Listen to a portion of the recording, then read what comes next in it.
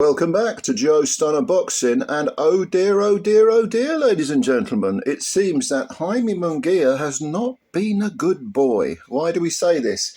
Because, according to Mike Coppinger, who now, I think he writes for The Ring, or he's some sort of, source of font of knowledge for The Ring or whatever, he is saying that Munguia has failed, or possibly, quite possibly, most likely failed, a VADA test. The latest in, as we know, a long line of people, and that's just the ones that get caught. All right, so Coppinger. Now this follows, the rematch with Bruno Surace of France, where Munguia won a unanimous decision, having been knocked out in 6 rounds by Surace in the first fight. This was over in Mexico. And Coppinger writes, VADA informed all relevant parties on Wednesday, that would be yesterday, the 28th of May 2025, that Jaime Munguia's A sample returned an adverse analytical finding for exogenous origin of testosterone metabolites following a urine sample on May the 4th, when he defeated Bruno Surace.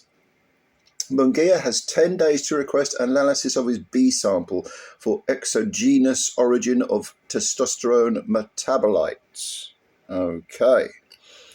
Well, the B sample will almost certainly come up the same as the A sample, because both samples are taken at the same time from the same urine sample. And, I mean, this stuff doesn't surprise me. Munguia, hasn't he been in trouble before for maybe not PEDs, but some sort of recreational drug use or something? You see the strength and engine on the guy at the weight he's at. This guy made light middle at 154 at one point. Jesus Christ. He is, I believe he's 28 now. And his record is still glossy, 45 wins with 35 KOs and 2 defeats, a Surace knockout, and then 1-2 Canelo. But this sort of thing doesn't surprise me at all. If it's true, I'll stick with the if at the moment. And it pretty looks like it's true. I think we can, but let's not forget that Munguia joined forces with Eddy Reynoso. Interesting. That is interesting, isn't it? Because Canelo, as we know, has failed a drugs test, and I've always had suspicions about Canelo post-drugs test, whether he's still juicing or not. I think someone should do a very in-depth piece of investigative journalism on Mr. Reynoso and his gym. There are lots of, questionable finding. Questionable eye tests. Let's put it like that. With regards to his fighters, I plain old don't trust Canelo. Munguia, I don't trust him either. So yeah, it's just the latest one in a whole litany of people who have. I mean, what are they going to blame this one on? Is this going to be the old dodgy beef routine? What is it? What possible reason is there? Well, obviously he's going to deny it, and none of them are ever guilty, are they?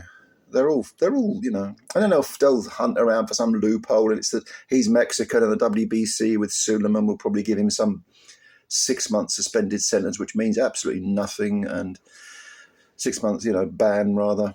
I mean, it's feeble. It's feeble. Or am I being pessimistic? No, not really. I think the WBC are going to let him off. I mean, look, Conor Benn was never punished for his indiscretions. Dillian White, he'll be picking up Riyadh money soon.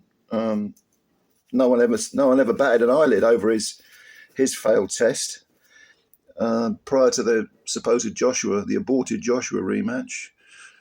And these people, until you make a concerted stand against PEDs, and I'm all for that. I'm not someone who says, oh, they're all at it, because they're not all at it, first of all. Just let them get on with it. No, I don't go down that path, legalising PEDs. I think it's a bullshit argument. I've never heard a convincing argument. That's a remotely convincing argument for that sort of mentality. And it's to roll over and say, okay, It's just the way it is. We surrender, we give up. What could be a more gutless attitude to have? But no, until you start punishing these people, in fact, until you start punishing the whole damn gym, I don't care who we're talking about, whether it's Mexican fighters, UK fighters, American fighters. I don't give a shit, right? All of them. Till you start punishing people, seriously punishing them with, 5-year bans and for a first offence, or at least 3 years at least, and hitting them in the pocket where it hurts. Until you do this sort of shit's going to continue again and again and again and again. So I don't know. What do you think, Munguia? Do you think he's guilty? Yeah, well, he's popped hot, or so it would seem, and the B sample will come back. Positive as well. Don't think there's any doubt about that. But let me know what you think. Comments below. And yeah, if you like this video, please hit the like button and subscribe to the channel if you're new. Ladies and gentlemen, thank you very much. We shall speak again soon. Bye for now.